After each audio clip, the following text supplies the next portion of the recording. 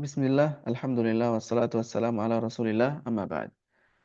Materi yang ketiga dalam mind map usul fiqih. Pembahasan yang ke-10, al-amr wan nahyu, perintah dan larangan. Al-amr adalah istida'ul fi'li bil qawli ala wajhil isti'la. Permintaan suatu atau tuntutan suatu perbuatan yang menggunakan ucapan. Yang permintaan tadi menggunakan ucapan, bukan isyarat. Ala wajhil isti'la, dari atas ke bawah. Yang memerintahkan kedudukannya di atas, kemudian yang diperintahkan kedudukannya di bawahnya. Sighahnya, ungkapan-ungkapan yang menunjukkan perintah adalah fi'il amr, kemudian isim fi'il amr, kemudian masdar yang menggantikan fi'il amr, dan fi'il mudhari yang bersambung dengan lamul amr.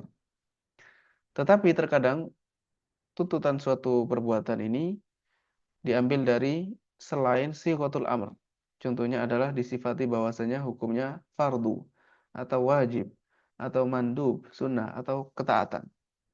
Atau karena pelakunya dipuji atau orang yang meninggalkannya dicela atau jika dikerjakan mendapatkan pahala dan jika ditinggalkan dihukum. Di antara permasalahan yang berkaitan dengan amr adalah hukum asal amr adalah menunjukkan wajib kecuali jika ada yang memalingkannya. Kemudian suatu perintah yang datang setelah larangan, maka hukumnya kembali kepada hukum sebelumnya. Kembali kepada hukum sebelum diperintahkan atau sebelum dilarang. Kembali kepada hukum sebelum dilarang. Bisa jadi wajib, bisa jadi sunnah. Kemudian perintah itu menunjukkan harus dikerjakan segera. Ini pada asalnya dikerjakan segera. Dan tidak menuntut pengulangan. Kecuali kalau dikaitkan dengan syarat. Kecuali kalau sudah ada syarat, maka menunjukkan harus dikerjakan secara berulang. Kemudian perintah itu jika waktunya terluput, maka tidak ada qada kecuali ada perintah baru. Kecuali ada perintah baru, baru harus diqada. Kemudian larangan dari sesuatu menunjukkan perintah sesuatu menunjukkan larangan melakukan lawannya. Yang kedua adalah an-nahyu, yaitu larangan, larangan lawan dari perintah, yaitu eh, suatu larangan perbuatan dengan menggunakan ucapan dari orang yang kedudukannya di atas kepada orang yang kedudukannya di bawahnya. Dan sighatun nahi taqtadi al-itlaq. Ungkapan yang menunjukkan larangan menunjukkan mutlak. Taqtadi al-itlaq. Oh, secara mutlak, secara asalnya sighatun nahi yaitu la taf'al itu menunjukkan keharaman sesuatu yang dilarang dan rusak hukumnya. Ini apabila larangan kembali kepada zatnya yang dilarang atau kepada syaratnya secara khusus. Kemudian terkadang hanya menunjukkan keharamannya saja tapi tidak menunjukkan rusak, tidak menunjukkan batal. Apabila larangan ini berkaitan dengan perkara yang eksternal, yang di luar dari zat yang dilarang atau di luar dari syaratnya, yang tidak eh, yang tidak berkaitan dengan zat dan tidak berkaitan dengan syarat secara khusus.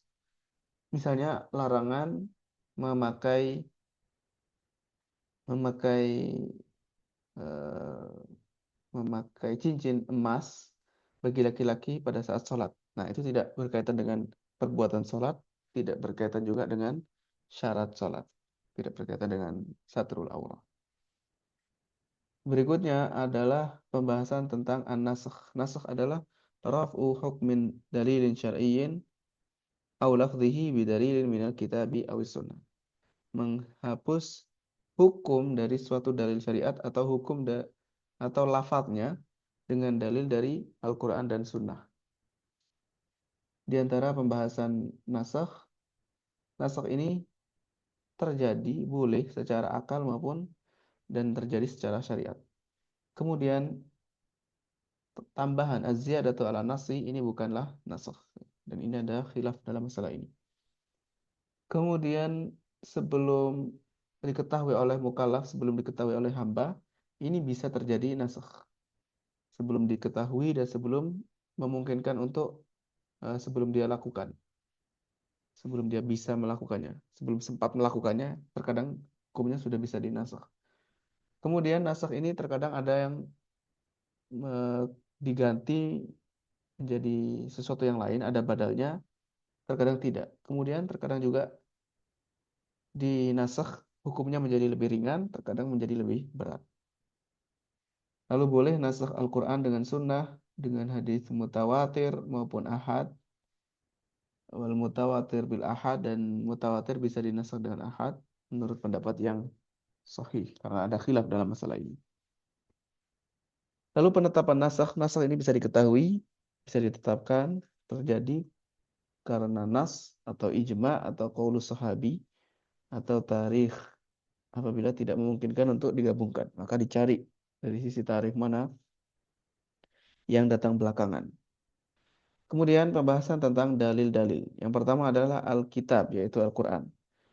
Pengertiannya kalamullah azza wa jalla al-mu'jiz. Kalamullah, firman Allah azza wa jalla yang mu'jiz.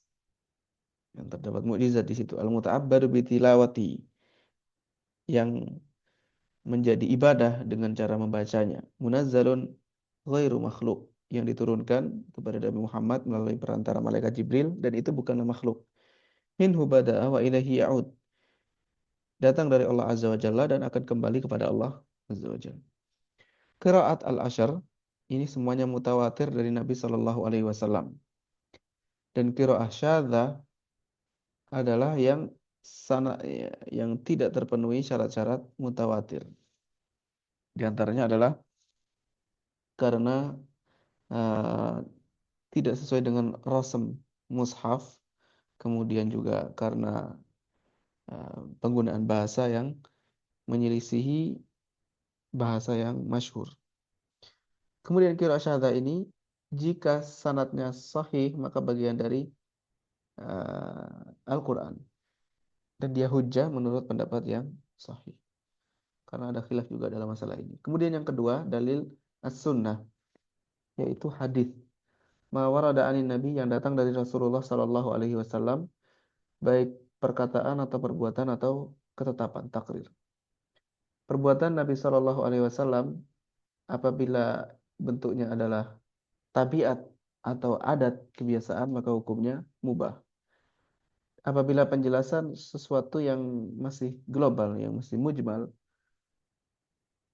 misalnya penjelasan dari Al-Quran yang masih mujmal, Allah berfirman wa aqimus shalah, lalu Rasulullah menjelaskan bagaimana salat itu, maka hukumnya mengikuti hukum yang mujmal tadi, mengikuti hukum salat tadi. Ada perbuatan Nabi Shallallahu alaihi wasallam yang tidak ada makna ibadah, maka hukumnya adalah dianjurkan, mustahab, sunnah. Kemudian apabila beliau kerjakan uh, infa'alahu ittifaqan, beliau lakukan cara tiba-tiba, maka tidak dianjurkan melakukannya, bukan menjadi sunnah. Kemudian perbuatan Nabi Shallallahu alaihi wasallam tidak menunjukkan umum. Dan pada asalnya perbuatan Nabi Shallallahu alaihi wasallam tidak menunjukkan kekhususan, tidak menjadi kekhususan beliau kecuali ada dalil yang menunjukkan bahwa itu khusus untuk beliau.